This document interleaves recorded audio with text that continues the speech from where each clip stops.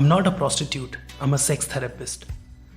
These are the lines by one of the most famous prostitutes in the red light district of Amsterdam, Ingaa. I recently had the chance to visit the beautiful and modern city of Amsterdam. Amsterdam, the capital of Netherlands, is known for its picturesque canals, tulip fields, windmills and its rich history. However, the city's charm isn't limited to the canals and historical architecture. Amsterdam's red light district, locally known as Wallen, adds a unique and controversial dimension to the city's character. I first came to know about the place years back from the movie Eurotrip. Since then, it had been on my bucket list. Though the movie shows an exaggerated version of the place, it is quite different from the real one. Red Light District is the oldest district in Amsterdam and is famous for prostitution. This area has several narrow lanes which consists of about 300 tiny cubicles illuminated with red lights that are rented by sex workers for their sexual services from behind the door or window. The red neon light indicates that the sex worker is currently available. Apart from prostitution, the red light district showcases live adult store sex shows, strip clubs, cannabis coffee shops, bars and peep shows. Don't be misled by the name coffee shops. They're not the regular coffee shops where you can buy coffee. The coffee shops here serve marijuana. These are the cafes where you can smoke up.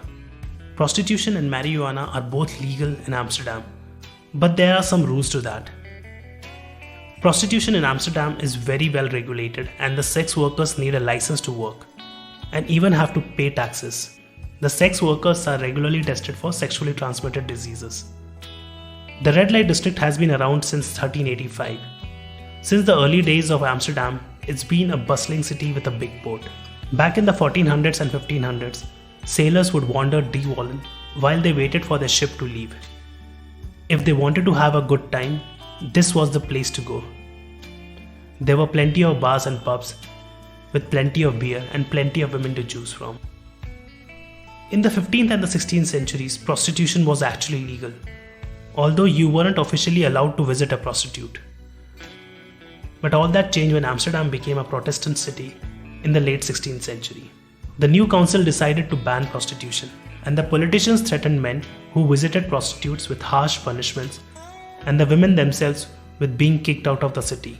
But like so many things in Amsterdam politics, the threats were mostly verbal. The 17th century was called the Golden Century, which saw a crazy amount of growth in sex work. A lot of vessels were coming back from the East Indies with sailors who were away at sea. Welcoming them after this lonesome journey were over 1,000 sex workers. But the growth in the business came at a cost: the sexually transmitted diseases like gonorrhea and syphilis. The French occupation of the Netherlands in 1795 brought a whole new era to the red light district.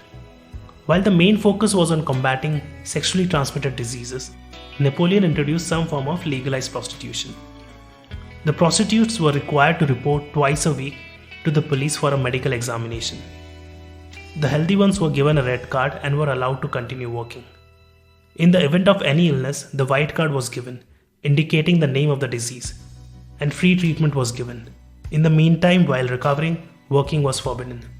The business kept growing and a lot of wonderfully furnished brothels opened up. The brothels and the prostitutes started keeping red lanterns outside the doors to indicate that they were open for business. The 18th century also saw a lot of resistance and protests against prostitution, citing morality and intolerance, calling it a sin. Time and again there have been bans against prostitution. In the late 1800s, religious leaders would come out in the middle of the night to try and sway the hearts of both clients and whores by chanting Bible verses and singing hymns. But the bans didn't last long, and the business would soon spring back. Prostitutes from other cities started coming into Amsterdam, and the city got the name, the City of Sin. In the year 2000, prostitution in Netherlands became legal, although it still required a permit to operate.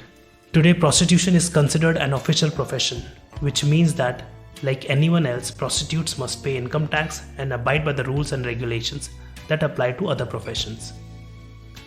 Now that we know a bit about the red light district in Amsterdam, let's come back to the main question of the video.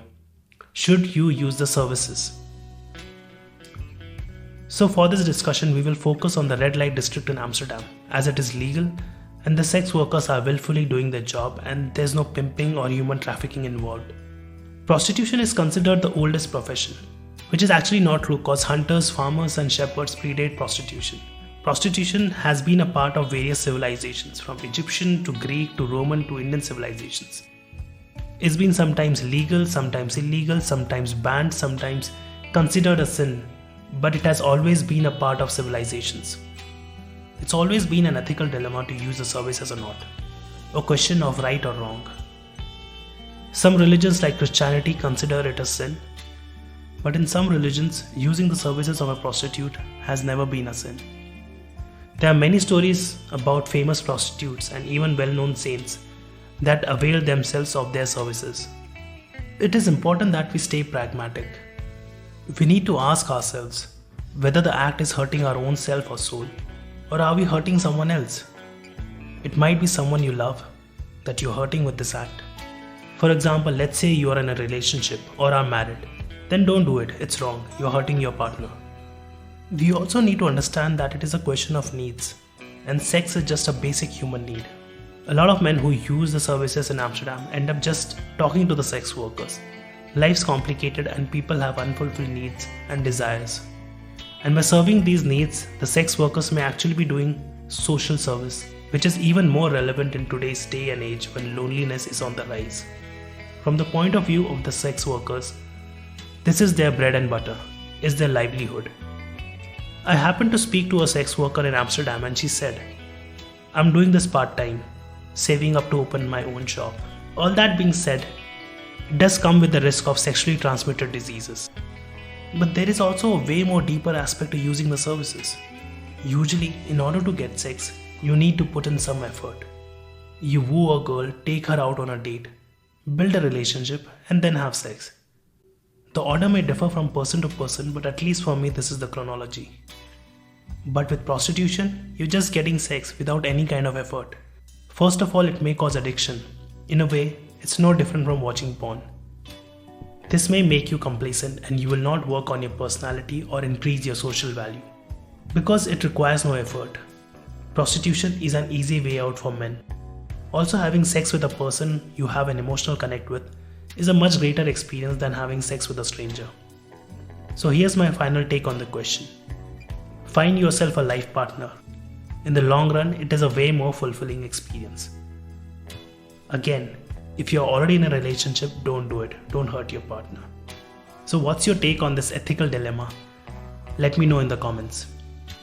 Alive and Curious is a new channel and I'll be posting videos almost every week. Please support the channel by liking, sharing and subscribing. See you in the next video.